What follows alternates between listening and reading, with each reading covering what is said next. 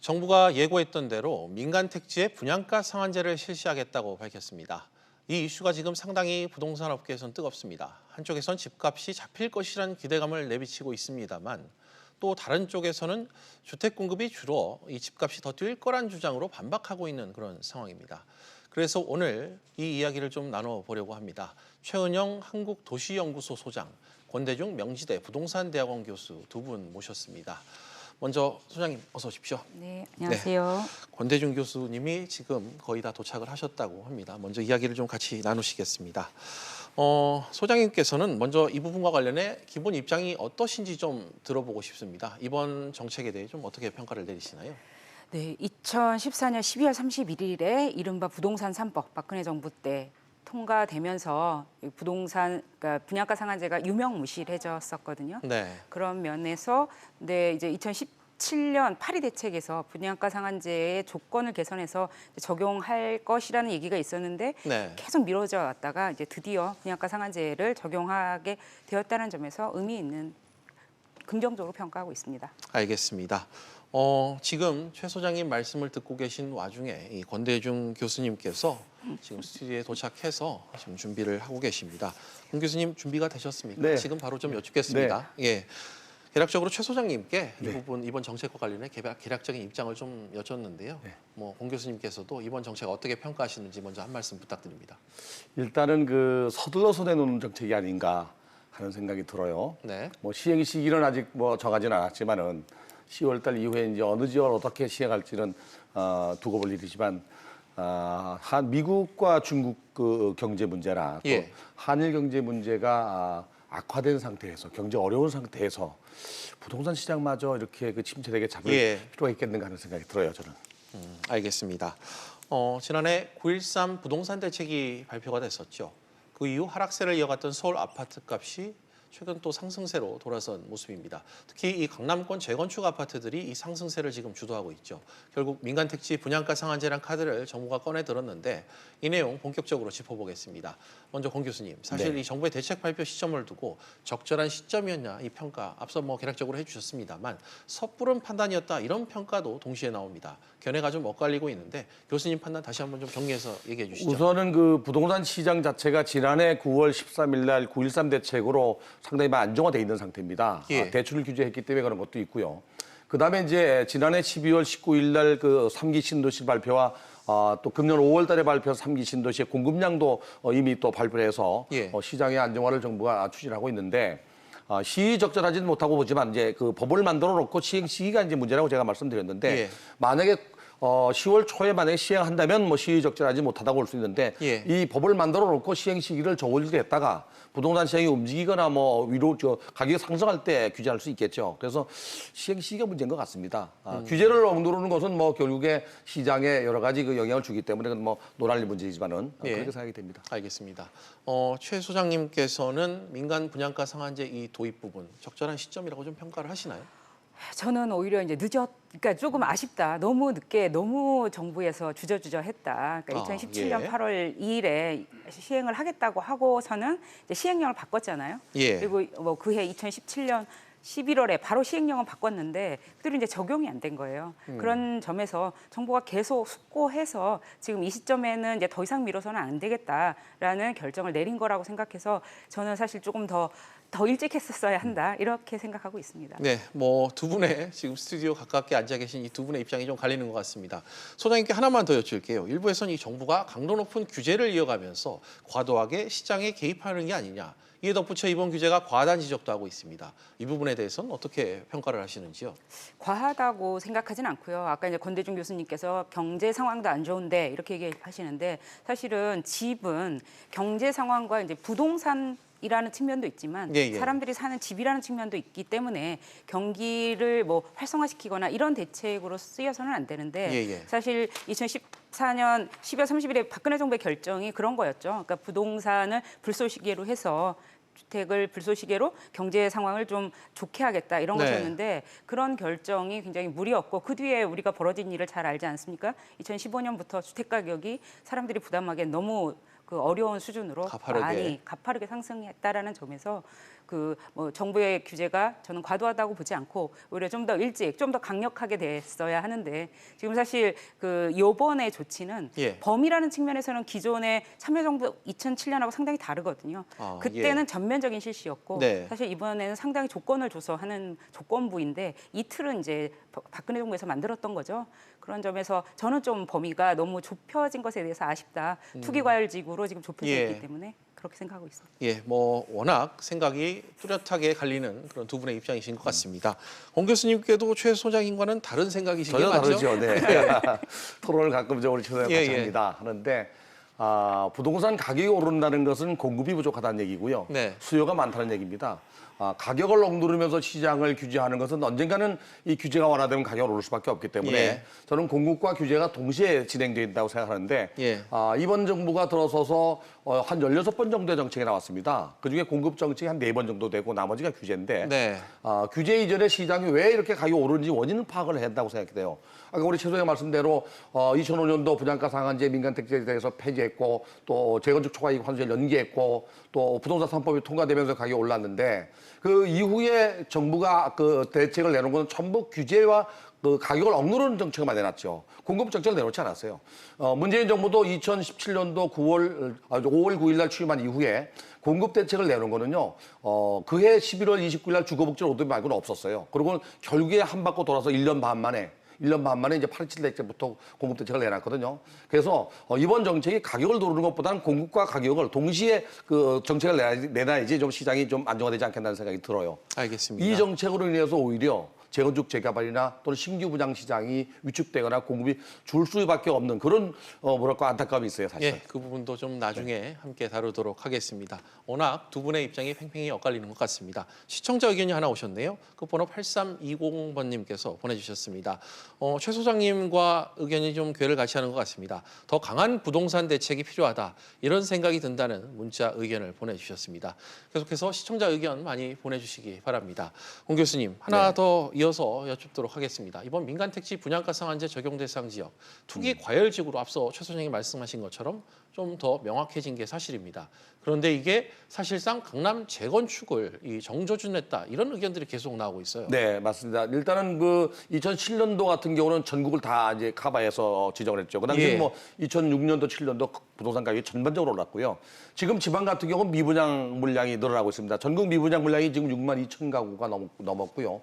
또 지방 같은 경우는 경제가 좀 어려운 데다가 부동산 시장마저도 지금 침체되는 상태고. 예. 그러나 유독 이제 강남, 특히 서울의 강남 4구하고 마용성 지구, 마포, 용산, 예. 성동구 지역만큼은 대출 규제를 하는데도 불구하고 오를 수밖에 없는 조건이 있습니다. 그건 뭐냐면 지난해 9월 13일 날 내놓은 9.13 대책에서 주택 거래량의 거래 가격이 9억이 넘는 경우는 대출을 해주지 않습니다. 예. 근데 이 지역에는 9억 원 이하 주택이 거의 없어요. 그러다 보니까 돈 있는 부자들이 주택을 살 수밖에 없는. 그래서 아마도 어쩌면 이 가격이 오르는 걸 방지하기 위해서 정부가 이쪽을 타겟으로 해서 아마 분양가 상한제를 지금 강화시킨 거 아닌가 하는 생각이 듭니다. 알겠습니다. 그렇다면 최 소장님, 이 분양가 상한제가 본격적으로 시행되면 고분양가에는 일단 제동이 좀 걸린다 이렇게 좀 봐야 될까요? 네, 당연히 그렇죠. 예. 분양가 상한제가 분양가를 규제하는 정책이니까 뭐 고분양가가 사실은 지금은 그 재건축 재개발에서 네. 분양가가 결정되는 방식이 사실 아무런 공적 규제가 없는 거거든요. 예. 그러니까 조합이 불러서 그러니까 받을 수 있는 만큼 받는 것이에요. 그러니까 얘가 뭐 어떤 적정한 건축비나 토지비 이런 것에 기반해서 원가 기반해서 결정되는 것이 아니라 조합이 부르는 게 값인 것으로 결정되는 것이거든요.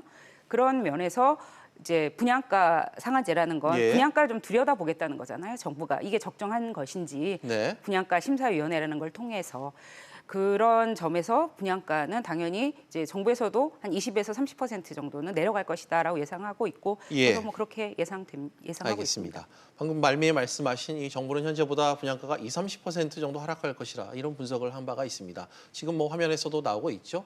또 아래 화면 그 CG를 보시면 국토연구원 국책연구기관이죠. 이번 대책으로 앞서 서울 아파트 값이 연간 1.1%포인트 하락할 것이다. 이런 분석도 역시 내놨습니다. 최 소장님, 이 분석 내용엔 어느 정도 동의를 하시나요? 네, 저는 이제 우리가 사실 미래를 볼 때는 과거의 경험을 볼 수밖에 없는데 네. 분양가 상한제 또는 분양가 규제와 같은 정책이 이루어졌을 때 예. 항상 주택 가격이 안정됐거든요. 가장 가까운 게 이제 2007년에 민간 택지, 그러니까 전면적으로 분양가 상한제를 네. 실시했을 때 그때 2007년 이후부터 2014년 그러니까 분양가 상한제가 실질적으로 폐지된 거죠. 사실 법상으로 없었던 건 아니니까요. 예. 그때까지 계속 주택 가격이 안정된 모습을 보였고 과거에도 계속 그런 패턴을 보였기 때문에 이번에도 그럴 것이라고 예상하고 있습니다. 예.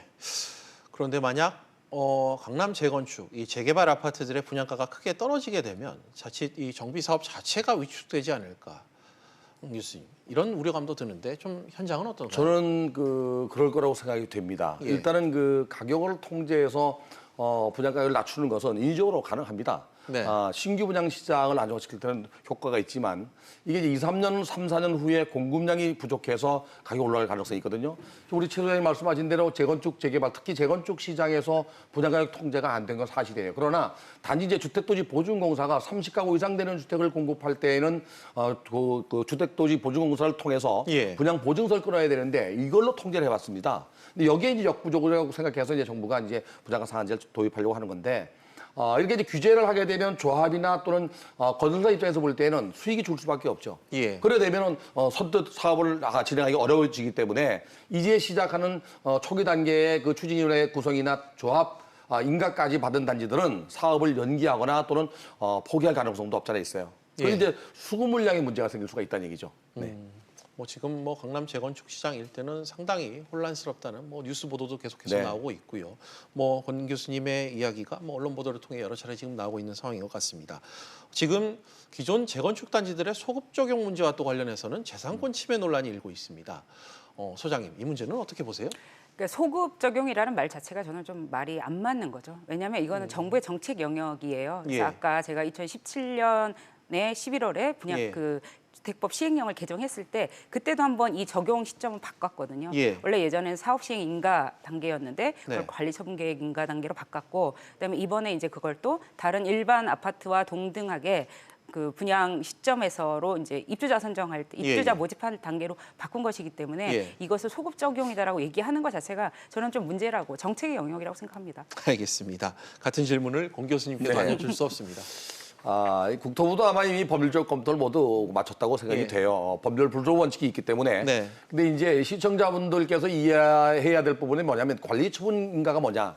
이 관리 처분 인가는 이제 재개발 사업이나 재건축 사업에서 토지 등 소유자, 소위 조합원들이 네. 종전 자산과 또 동호 추첨해서 들어갈 종후 자산을 평가해서 플러스 마이너스해서 초과되는 경우는 추가 부담금을 내고 예.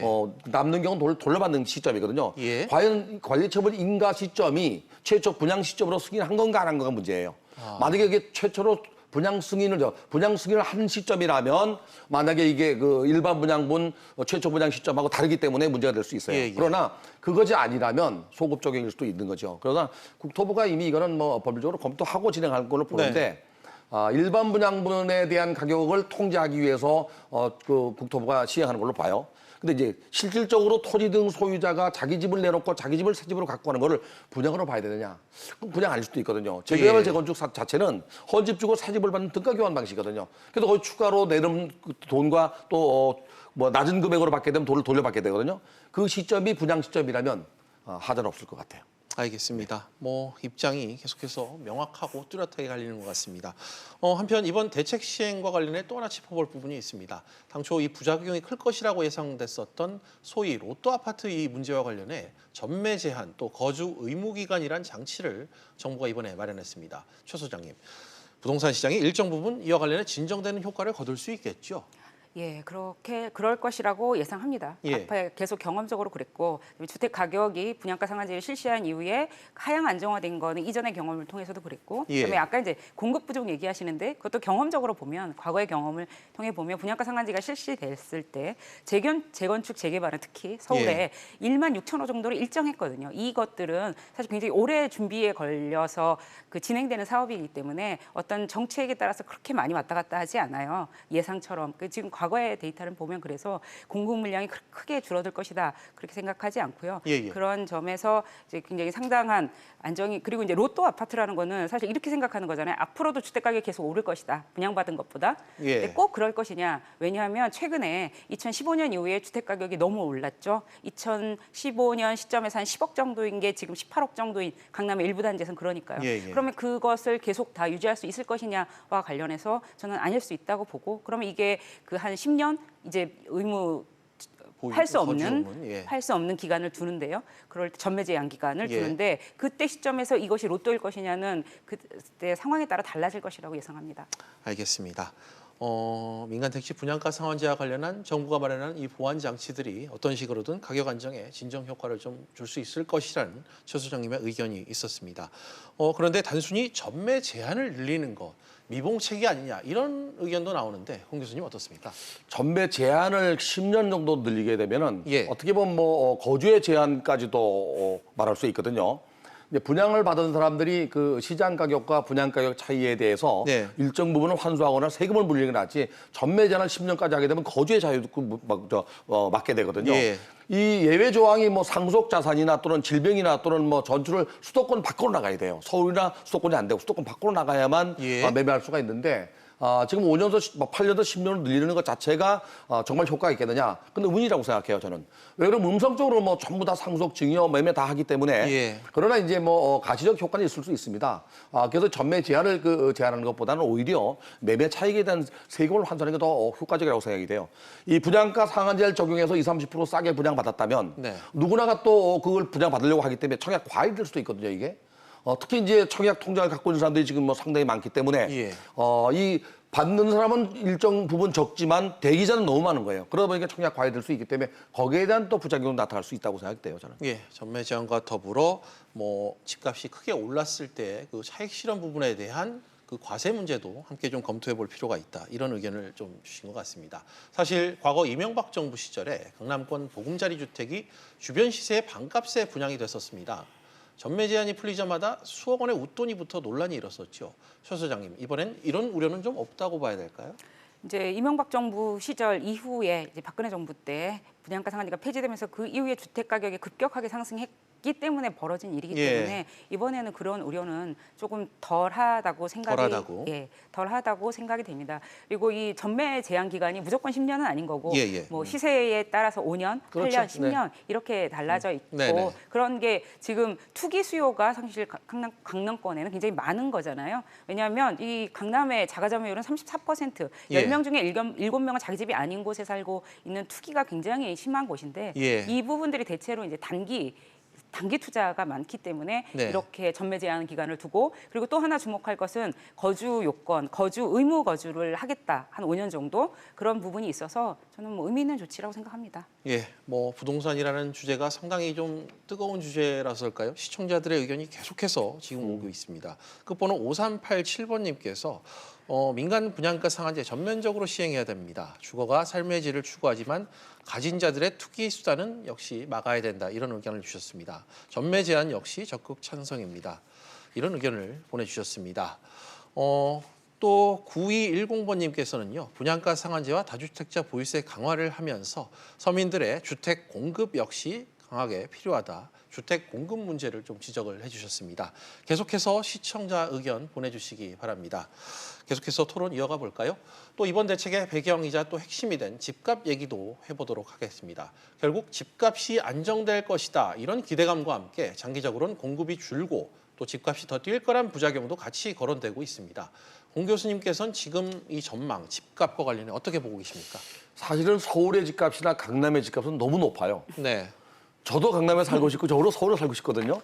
너무 비싸서 못 들어오는데 이렇게 높은 지역과 낮은 지역은 있을 수밖에 없습니다. 시장 경제에서는. 예. 그런데 문제는 집값이 높게 올라간 걸 어떻게 안정화시킬 것인가인데 한번 올라간 집이 내려오진 않습니다. 다시 말하면 우리 최 소장님 말씀하신 대로 2005년도에 강남 집값이 한 재건축 예상 아파트가 한 10억 정도 한 게 17, 8억 가잖아요. 절대로 15억에도 안 팝니다. 올라간 집값을 내리기는 너무 힘들기 때문에 예. 올라가기 전에 대책을 내놔야 되는데 너무 계속 정부가 뒷북 정책을 하거든요. 그럼 올라가는 걸 막기 위해서는 규제 정책과 공급 정책을 동시에 한다고 제가 말씀드리는 겁니다. 예. 특히 강남 지역 같은 경우는요. 영구임대주택을 지어야 됩니다. 분양주택을 짓는 순간 로또가 되거든요, 이게. 예. 그래서 수요가 몰리거나 가격이 올라갈 수 있는 지역 같은 경우는요. 오히려 분양주택보다는 영구임대주택을 짓는 게 시장 안정화에 도움이 된다고 해요, 저는. 알겠습니다. 집값 전망과 관련해 최 소장님께도 좀 여쭙겠습니다. 어떻게 보세요? 저는 이제 최근 단기간 2015년 이후에 굉장히 많이 집값이 올랐잖아요. 한 10억에서 출발한 게 지금 18억까지 9.13 대책 전에 18억까지 갔던 것이 지금 9.13 대책 이후에 하향 안정화되면서 사실 한 15억 정도까지 떨어졌었거든요. 근데 이게 이제 다시 18억으로 다시 올라갈 최고점, 정고점을 찍으려고 하는 이제 우려가 있으니까 정부가 이런 정책을 핀 것이란 말이죠. 예. 그래서 저는 가격은 상당히 앞으로는 하향 안정화될 것이라고 예상합니다. 왜 그러냐면 그 분양가 상한제가 2007년에 노무현 정부에서 전면적으로 시행된 이후에 주택 가격이 상당히 안정됐고 지금 저희가 18억이라고 얘기하는 게 8억 정도까지 떨어졌었거든요. 2013년 기준으로 보면. 네. 그래서 그런 일이 다시 없을 것이다. 가격이 안 떨어질 것이다라고 하는 건 저희 소득에 비해서 지금 아까 교수님도 말씀하셨지만 소득에 비해서 너무 높잖아요. 10억이라는 아파트 가격은 예. 사실 5천만 원인 가구 소득 갖고 20년을 모아야 되는 돈이거든요. 예. 우리가 그 정도로 소득이 높으냐? 그건 좀 아니라고 보고 하면 소득에 적정한 아파트 가격이 형성된다면 지금보다는 많이 떨어질 것이라고 예상하고 있습니다. 예. 제가 한마디 하고 싶은 거는 이제 2007년도 이후에 부동산이 안정화된 거는 네. 분양가 상한제를 적용해서 안정화된 게 아니고 2009년도 1월 달에 미분양 아파트가 16만 가구가 넘었어요. 그래서 2009년도 정부가 미분양 아파트를 해소하기 위해서 212 대책이라는 게 있어요. 2월 12일 날 정부가 그해 연말까지 미분양 주택을 구입하는 경우에는 취득세 50% 감면대가 양도세 5년간 면제택을 줘서 오히려 미분양을 사게 했습니다. 예. 그게 계속 해소되지 않았어요. 그래서 2012년도 9월 22일부터 그해 연말까지 똑같은 대책을 내놨어요. 이게 이제 대외 경제의 불확실성이나 뭐 또 미국의 그 리만 브로더스의 사태라든지 당시에. 영국발 금융위기 예. 또는 유럽발 금융위기 이게 거의 4, 5년, 5, 6년을 끌다 보니까 국내 시장도 안 좋았어요. 공급량도 많았고. 그래서 안정화된 거지 분양가 상한제를 적용해서 안정화된 것만은 아닙니다. 단 그러나 이제 이번에 예. 분양가 상한제를 만약에 적용한다면 2, 3년 정도, 3, 4년 정도는 신규 분양 시장부터 시장은 안정화될 겁니다, 분명히. 근데 문제는 이게 가격을 눌러서 안정화된 것이 나중에 공급량이 부족해서 가격이 올라갈 수 있는 여지를 만들어낸다는 얘기죠. 시장이 안정화되지 않는다는 건 아니고 그러나 이제 조금 중장기적으로 봤을 때에는 분양가 상한제가 집값 잡는 특효약은 아니다는 얘기입니다. 예, 뭐 이 부분과 관련해서 앞서 다른 분들과도 토론을 나눠봤습니다만 정책 효과다 아니다 외부 경제 충격에 따른 변수로 인한 집값 하향 안정이다 의견은 계속 분분한 것 같습니다. 이 부분은 제가 좀 짚고 넘어가도록 하겠습니다.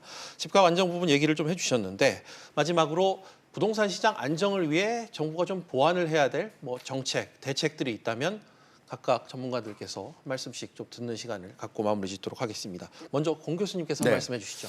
이왕 정부가 칼을 빼든 민간 택지에 대한 분양가 상한제를 시행한다면 저는 가격이 오르는 지역에 선별적으로 적용했다가 가격이 안정화되면 다시 해제해주는 그리고 다시 오른다면 또 적용해도 되거든요. 예. 부동산 정책은 뭐 부동산 특성이 지리적 위치의 고정성 때문에 일률적이고 아주 그 획일적인 대책을 내놓을 수가 없습니다. 예. 단지 공급 정책 말고는. 그래서 규제 정책은 일률적으로 할 게 아니라 선별적으로 하는 게 맞다. 그리고 시장이 안정화되면 해제해주고 만약에 로또 같이 만약에 가격이 그 차이가 나서 청약 과열이 된다면 헛수 없이 뭐 청약 그 제도를 바꾸다든지 아니면은 뭐랄까요 그 채권 절대 갖다 도입해야 되겠죠. 그래서 정부도 시장을 면밀하게 항상 모니터링 했으면 좋겠습니다. 알겠습니다.